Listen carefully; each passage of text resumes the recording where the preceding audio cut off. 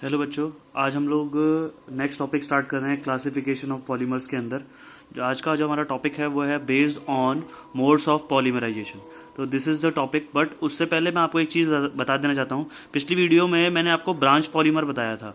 तो branch polymer में branching का मतलब ये है कि मतलब लीनियर चेन के अंदर ब्रांचिंग आ जाती है। इसका मतलब ये है कि सब्स्टिट्यूएंट्स ऐड हो जाते हैं, मतलब बहुत सारे सब्स्टिट्यूएंट्स ऐड हो जाते हैं, तब उसी को हम क्या बोलते हैं, ब्रांच पॉलीमर। तो ब्रांच चेन पॉलीमर। तो जैसे लीनियर चेन है, मैं आपको एक एग्जांपल दिखा देता हूँ, उसमें फिर से उसे दोबारा से दिखा देता हूँ। ये देखिए, यहाँ पे जैसे ये चेन है, तो this is the linear chain. Linear chain, अब इसके अंदर अगर ब्रांचिंग आ जाए, ब्रांचिंग मतलब कोई भी सब्स्टिट्यूएंट्स अगर ऐड हो जाएं, तो इसी को हम ब्रांच चेन पॉलीमर कहते हैं। समझ में आया? कोई लीनियर चेन है, उसमें अगर ब्रांचिंग मतलब कोई सब्स्टिट्यूएंट्स ऐड हो जाएं, तो सब्स्टिट्यूएंट्स का ऐड होने का मतलब जब बहुत सारे सब्स्टिट्यूएंट लगे होते हैं ना किसी भी चेन के अंदर, तो उसको ब्रांचिंग कहा जाता है। तो ब्रांच चेन पॉलीमर का मतलब ये है, लीनियर में ब्रांचिंग मतलब सब्स्टिट्यूएंट्स हों तो उसको ब्रांच चेन पॉलीमर। ओके, तो अब हम आगे अपना नेक्स्ट क्लासिफिकेशन स्टार्ट करते हैं, देखते हैं कि उसके अंदर क्या क्या चीज़ें हैं। तो हम लोग स्टार्ट करते हैं, देखते हैं कि आज का हमारा क्या टॉपिक है। तो सबसे पहला जो आज हम स्टार्ट कर रहे हैं वो है based on mode of polymerization. उसके अंदर जो सबसे पहला टॉपिक है वो आपका है एडिशन पॉलीमर। अच्छा, एडिशन पॉलीमर होता क्या है? व्हेन मॉलिक्यूल पोजेसेस डबल और triple bond are adding each other in repeating manner, addition polymers are formed. इसका मतलब ये है कि मान के चलो, अगर आपके पास कोई मॉलिक्यूल है और उस मॉलिक्यूल के अंदर अगर डबल और ट्रिपल बॉन्ड्स हैं, तो वो क्या होगा, जब वो उन दोनों को हम ऐड करेंगे, क्योंकि यहाँ पे है क्या कि जब एडिशन पॉलीमर होता है, तो एडिशन पॉलीमर में होता क्या है कि जब आप किसी भी डबल बॉन्डेड या फिर ट्रिपल बॉन्डेड मॉलिक्यूल को ऐड करते हो, तो ऐड करने के बाद वो क्या करते हैं, जब आप उसे ऐड करोगे, मतलब जब उसे रिपीटिंग मैनर में लगाओगे, तो वो अपने डबल और ट्रिपल बॉन्ड को क्या कर देंगे, ब्रेक कर देंगे। जैसे कि एग्जांपल मैंने आपको बताया था पॉलीथीन जब मैंने आपको बनवाया था, तो वहां पे इथीन के अंदर डबल बॉन्ड थी। चलो एग्जांपल की तरफ चलते हैं, एक बार दिखा देता हूं मैं आपको, ताकि वहां पे आपको समझ में आ जाएगी किस तरीके से होता है। तो देख लो, ये देखो बच्चों, इसके अंदर देखो, यहाँ पे जब हमारे पास इथीन था, तो इथीन में कैसी बॉन्ड थी, डबल बॉन्ड थी, तो डबल बॉन्ड करेक्टर था। लेकिन जब हमने इसके बहुत सारे मॉलिक्यूल लगा दिए, तो ये डबल बॉन्ड ब्रेक हो गई।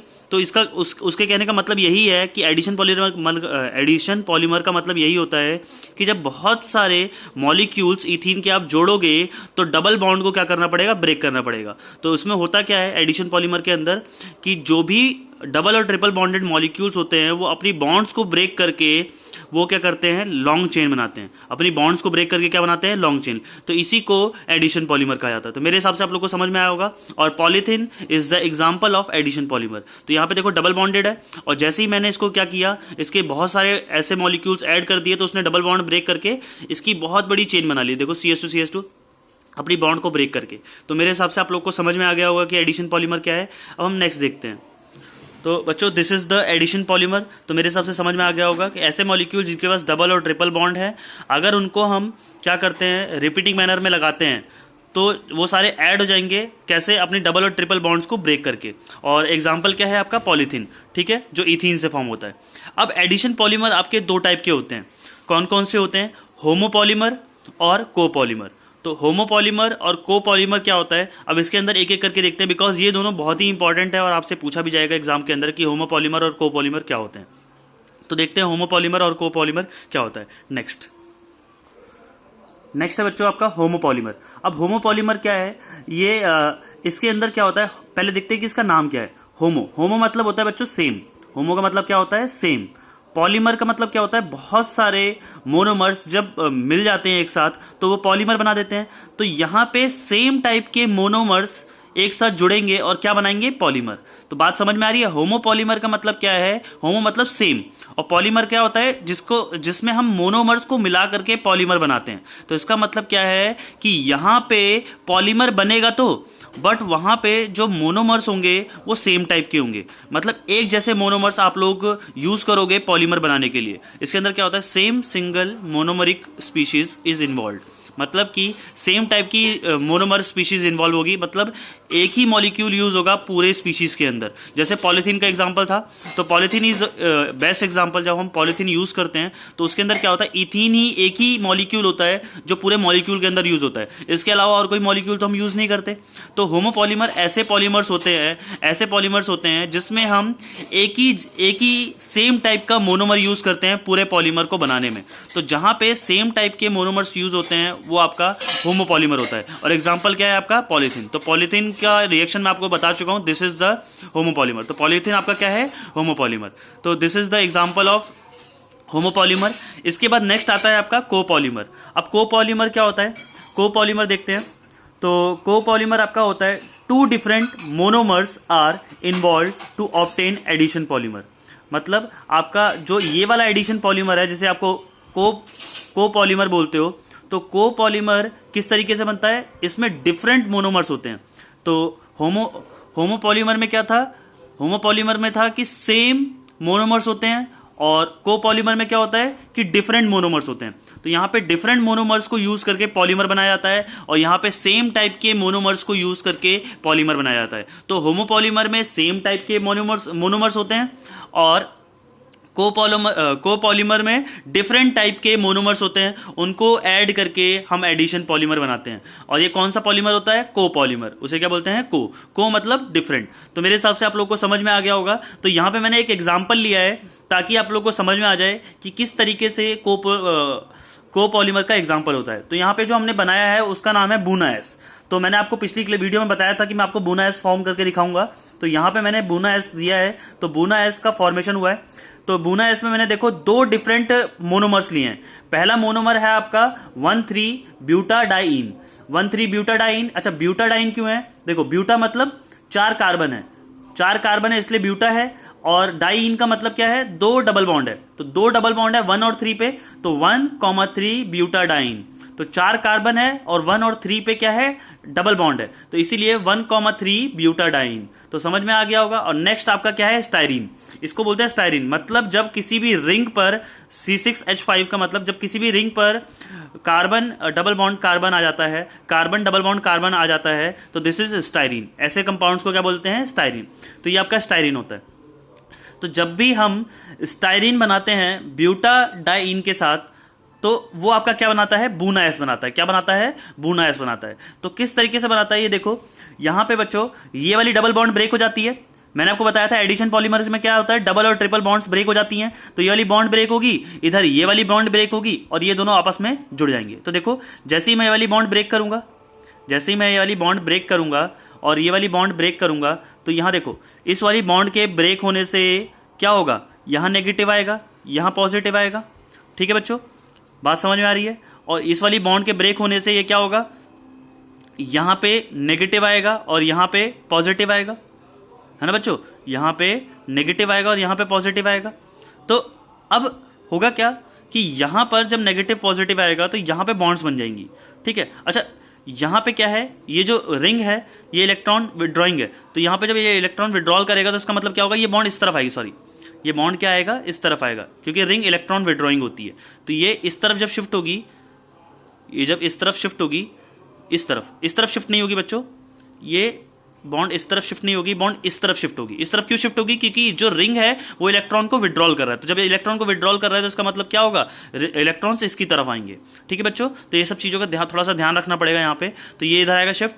अब यहाँ पे क्या आ जाएगा, इधर नेगेटिव आ जाएगा, इसके ऊपर नेगेटिव आ जाएगा, इसके ऊपर पॉजिटिव आ जाएगा। तो ये वाला जो पॉजिटिव है ये इसके नेगेटिव के पास जाएगा। बात समझ में आ रही है। और ये वाला इसके साथ बॉन्ड बना लेगा। तो वो देखते हैं हम आगे जाकर के ये कुछ इस तरीके से मॉलिक्यूल बन जाएगा। इस तरीके से क्या बन जाएगा, मॉलिक्यूल बन जाएगा। तो देखते हैं इसकी फॉर्मेशन मैं आपको आगे सिखाता हूँ।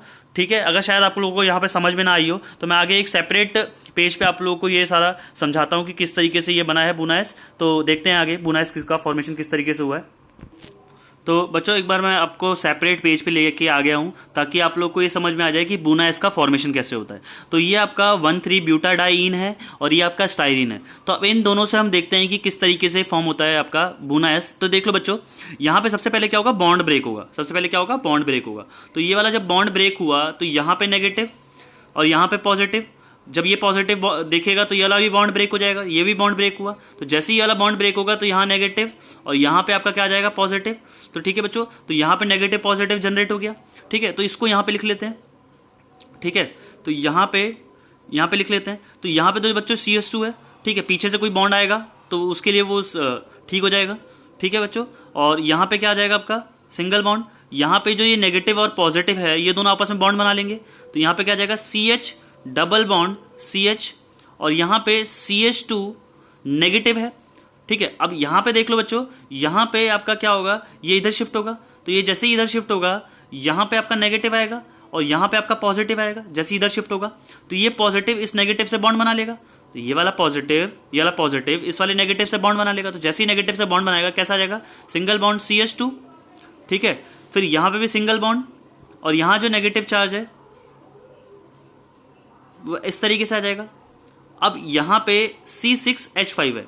तो एक बार बच्चों एक बात बताओ, यहाँ पे पॉजिटिव चार्ज आया था, इसके लास्ट में नेगेटिव चार्ज आया था, तो एक बात बताओ, जब ये मॉलिक्यूल का जब हम मोनोमर बनाएंगे तो ये दोनों मोनोमर्स अल्टरनेटिवली यूज होंगे, है ना। तो जब ये के बाद ये आएगा तो इसके बाद जैसे फर्स्ट ये आएगा, फिर सेकंड ये आएगा, फिर उसका फिर दोबारा से यही आएगा ना। तो जब यही आएगा तो नेगेटिव के बाद यही वाला कंपाउंड होगा, तो इसका पॉजिटिव इसके साथ बॉन्ड नहीं बना लेगा। मतलब यहां पर जब ये बॉन्ड बनाएगा, क्योंकि यहां पे नेगेटिव चार्ज आया, तो यहां पे जब ये बॉन्ड बनाएगा तो ये वाला मॉलिक्यूल फिर से यहां पे होगा, तो यहां पे इसके साथ बॉन्ड बन जाएगी। और यहां पे जब इसका पॉजिटिव है तो ये वाला मॉलिक्यूल इधर पे होगा, तो यहां पे इसके साथ यहां बॉन्ड होगी। तो मेरे हिसाब से आप लोगों को समझ में आ गया होगा कि यहां पे ये किस तरीके से बनता है, और this is called buna S.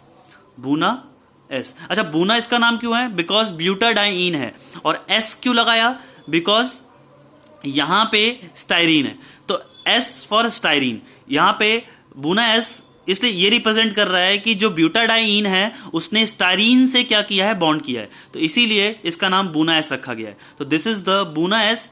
ठीक है, और ये एक रबर होता है बच्चे, मतलब जो भी हम रबर यूज करते हैं तो वो बूना एस होता है। तो आगे चल के देखेंगे इसके अंदर क्या क्या चीजें होती हैं। तो this is the formation of buna S. तो मेरे हिसाब से समझ में आ गया होगा। तो एक चीज यहां पे ध्यान रखना, ये रिपीटेशन में यूज होते हैं, ये फिर ये अल्टरनेटिवली। मैंने आपको बताया जब भी कोई दो मोनोमर्स होंगे तो वो आपके क्या अल्टरनेटिवली यूज होंगे, पहले ये यूज होगा, फिर ये यूज होगा, फिर इसके बाद ये यूज होगा, फिर ये यूज होगा, फिर ये यूज होगा, फिर ये यूज होगा। तो इसका मतलब क्या है, जब इसका नेगेटिव चार्ज यहां पे होगा तो इसका मतलब जब इसके बाद एक और मॉलिक्यूल लगेगा ये वाला, तो इसके पॉजिटिव इसके नेगेटिव से बॉन्ड हो जाएगी ना बच्चों। तो समझ में आया, तो इसका पॉजिटिव इसके नेगेटिव के साथ, इसका नेगेटिव इसके पॉजिटिव के साथ बॉन्ड कर लेगा, और ये नेगेटिव पॉजिटिव तो आपस में बॉन्ड कर ही रहे हैं। तो इसलिए जब यहां पे बॉन्ड बनेगी तो इसके जैसा मॉलिक्यूल एक और यहां पर होगा, और यहां पे जब बॉन्ड बनेगी तो इसके जैसा मॉलिक्यूल एक यहां पर होगा। तो मेरे हिसाब से आप लोगों को बूना एस समझ में आ गया होगा। नेक्स्ट अब हम आगे देखते हैं। नेक्स्ट बच्चों आपका आता है कंडेंसेशन पॉलीमर। नेक्स्ट आपका आता है कंडेंसेशन पॉलीमर। अच्छा, कंडेंसेशन पॉलीमर क्या है, ये आपका बहुत ही इजी पॉलीमर है। अच्छा, इसमें होता क्या है ये देख लेते हैं। इसमें हम क्या करते हैं, बाई फंक्शनल और ट्राई फंक्शनल मोनोमर्स को यूज करते हैं और उसको रिपीटिंग मैनर में क्या करते हैं, अटैक करवाते हैं। मतलब इसका मतलब क्या है, बाई फंक्शनल और tri functional monomers are repeated condensation result in the formation of condensation polymer. मतलब क्या होता है कि जो बाई फंक्शनल और ट्राई फंक्शनल मोनोमर्स होते हैं उनको रिपीटेशन में यूज करते हैं। रिपीटेशन में मतलब जैसे मैंने आपको नायलॉन 6,6 बताया था, तो इसमें देखो दोनों ही ग्रुप मैंने आपको बताए थे, these are the bi functional groups. जब ये बाई फंक्शनल ग्रुप हैं तो इन लोगों को जब ज्वाइन करेंगे तो बच्चों रिपीटेशन में ज्वाइन करेंगे, पहले से फिर इसे फिर इसे फिर इसे फिर इसे, मतलब अल्टरनेटिवली ज्वाइन होते हैं। तो बाई फंक्शनल मोनोमर्स को हम रिपीटेडली में ज्वाइन करेंगे। जब दोनों को रिपीटेशन में ज्वाइन करेंगे तो ज्वाइन करने का मतलब क्या होगा, आपका जो बनेगा वो यहाँ पे क्या बनेगा, नायलॉन 6,6। ठीक है। अच्छा, इसमें खासियत क्या है, कंडेंसेशन पॉलीमर कहा किसे जाता है, ये तो पता लग गया है कि बाई फंक्शनल और ट्राई फंक्शनल मोनोमर्स को यहाँ पे रिपीटेशन में ज्वाइन किया जाता है। बट इसका जो मेन पॉइंट है वो ये है, जो नेक्स्ट पॉइंट है, condensation polymers proceed through elimination of water, alcohol, HCl। मतलब क्या होता है कि जब हम कंडेंसेशन पॉलीमर बनाते हैं तो वहां पे ये जरूरी होता है कि जब हम उसको प्रोसीड करते हैं उस रिएक्शन को, तो वहां पे ये चीजें एलिमिनेट होती हैं। एलिमिनेट का मतलब ये चीजें रिमूव होती हैं, बिना इसके रिमूव किए कंडेंसेशन पॉलीमर नहीं बनता है। अच्छा, एक चीज मैं आपको यहाँ पे क्लियर कर देना चाहता हूं कि मोस्ट ऑफ रिएक्शन में हम वाटर रिमूव करते हैं। बहुत सारे रिएक्शंस ऐसी होती है जिसमें वाटर रिमूव होते हैं, बस कुछ ही रिएक्शंस ऐसी होती हैं जिसमें अल्कोहल और HCl रिमूव होता है। तो कंडेंसेशन पॉलीमर क्या होता है, जहां पर बाई फंक्शनल और ट्राई फंक्शनल मोनोमर्स होते हैं और उनको रिपीटेशन में यूज किया जाता है और ज्वाइन किया जाता है। ज्वाइन करने के बाद जो पॉलीमर बनता है उसे कंडेंसेशन पॉलीमर बोलते हैं। ठीक है, कैसे? उसके अंदर से वाटर, अल्कोहल और HCl को रिमूव करके। अच्छा, इसके अंदर देखो, जब मैंने बाईफंक्शनल और ट्राईफंक्शनल, जब मैंने बाईफंक्शनल यहाँ पे यूज किए थे तो दोनों में से हमने क्या रिमूव किया था? वाटर रिमूव किया था। अगर आपको ध्यान हो तो कि जब हमने नाइलॉन 6 का फॉर्मेशन किया था तो यहाँ से H निकला था और यहाँ से OH निकला था, और यहाँ से H और OH निकलने के बाद क्या बचा था आपका? यहाँ पे बॉन्ड आ गई थी। तो वाटर यहाँ पे हमने क्या रिमूव किया था? यहाँ पे हमने रिमूव किया था वाटर। तो एक चीज यहाँ पे समझ में आ गई कि नाइलॉन 6 में क्या रिमूव किया था? वाटर। तो वाटर रिमूव होने से किस तरीके का पॉलीमर हो गया बच्चों आपका? ये आपका कंडेंसेशन पॉलीमर हो गया। तो मेरे हिसाब से आज आप लोगों को एडिशन पॉलीमर समझ में आया होगा, और एडिशन पॉलीमर के अंदर सारी चीजें आप लोगों को समझ में आ गई होंगी। तो आज की वीडियो में बस इतना ही, और आप लोग अब नेक्स्ट वीडियो में मिलते हैं हम लोग, और देखेंगे कि उसके अंदर बाकी के क्लासिफिकेशंस किस तरीके से होते हैं। धन्यवाद।